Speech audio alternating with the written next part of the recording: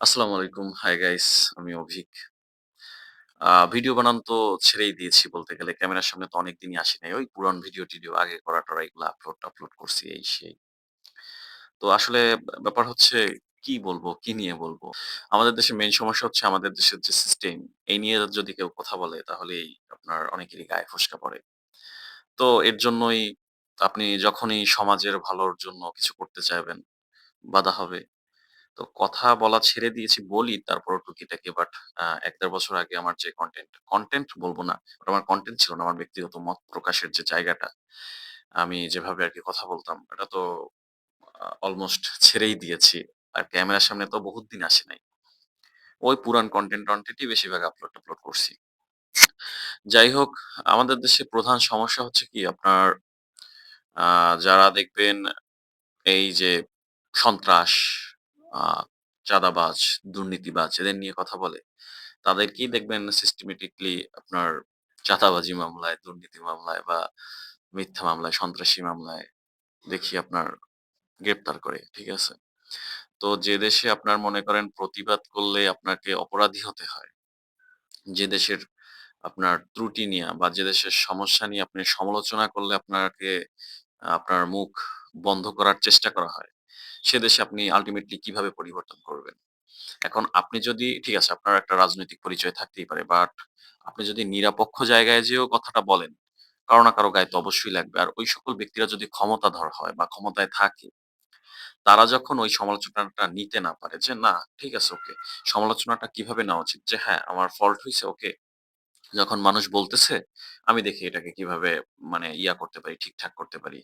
তো আপনি যখন ওইটাকে ঠিকঠাক না করে যে কেন বলল এটাকে কিভাবে থামানো যায় এটার চেষ্টা করবেন। তখন আল্টিমেটলি সমাজের তো কোনো পরিবর্তন হবেই না। বাট সমাজ তো ক্ষতিগ্রস্ত হবে। প্লাস মানুষ যে বলবে যে এটা অন্যায় এইটা বলা থেকে মানুষ পিছনে চলে যাবে বা বলবে না। ঠিক আছে? আমার কথা হচ্ছে আপনি ক্ষমতাসীন হন বা না হন, আপনি যদি ক্রাইম করেন অবশ্যই মানুষ এটা বলার রাইট রাখে জনগণ হিসেবে। তো সেই সমালোচনাটা আপনাকে নিতে হবে। আমাদের দেশে মেইন সমস্যা হচ্ছে আমাদের দেশে যারা সমালোচক আছে, পজিটিভ সমালোচক। বাট আমি নেগেটিভ সমালোচকের কথা বলছি না। অনেকে আছে মানে অনেক ফাউল ব্যাপার নিয়েও সমালোচনা করে। ফাউল ব্যাপার না। আমার কথা হচ্ছে যে আল্টিমেটলি সমাজের পরিবর্তন হবে। এই সকল বিষয় নিয়ে যারা সমালোচনা করে তাদের কথাগুলোর অন্ততপক্ষে ভ্যালু দেওয়া উচিত। আপনি যখন অ্যা মনে করেন দেখবেন আপনি একটা জিনিস দেখবেন, যারা সবথেকে বেশি সন্ত্রাসের বিরুদ্ধে কথা বলে বা সন্ত্রাসের বিরুদ্ধে প্রতিবাদ করে, আল্টিমেটলি লাইফ এর একটা সময় গিয়ে আপনার ধরেন তিনি একটা পলিটিক্যাল দল করে বা কিছু যে তার ক্ষমতার ওইভাবে তার দল ক্ষমতা নাই বা তার ব্যাকআপ নাই বা কিছু একটা। তখন আল্টিমেটলি দেখবেন যে তাকেই আপনার মনে করেন সন্ত্রাসী সাজিয়ে সন্ত্রাসী মামলা দিয়া, মিথ্যা মামলা দিয়ে আপনার মনে করেন জেলে ভরে রাখবে। তো মানুষ কিভাবে কথা বলবে? তারপর আবার কারা ভরবে? আপনার মনে করেন যারা সন্ত্রাসী করে।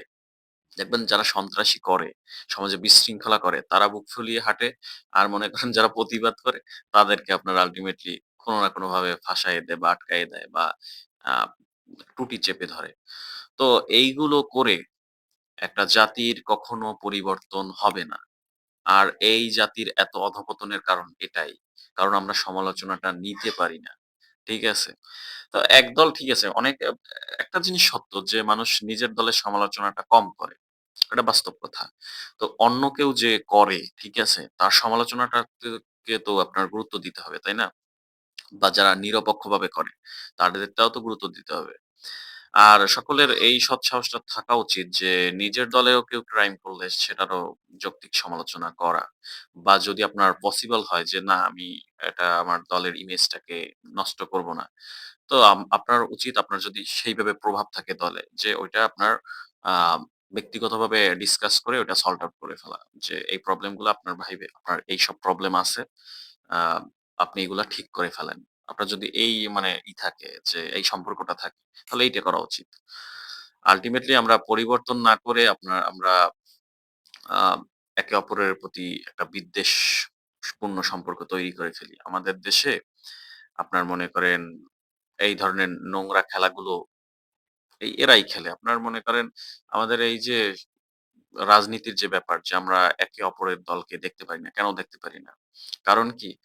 আমাদের মানে বিপরীত যে দল আছে তারা মানে যেকোনো দলের মানে এগেইনস্ট এ যারা থাকে তারা তাদেরকে ভাই হিসেবে দেখতে পারে না। তো ব্যাপার হচ্ছে সকলের উচিত নিজেদের ভেতর থেকে পরিবর্তন হওয়া, বিবেকবোধ জাগ্রত করা। তাহলে I হোপ সমাজের পরিবর্তন হবে। সকলে ভালো থাকবেন, সুস্থ থাকবেন, নিজের খেয়াল রাখবেন। আসসালামু আলাইকুম। আল্লাহ হাফেজ।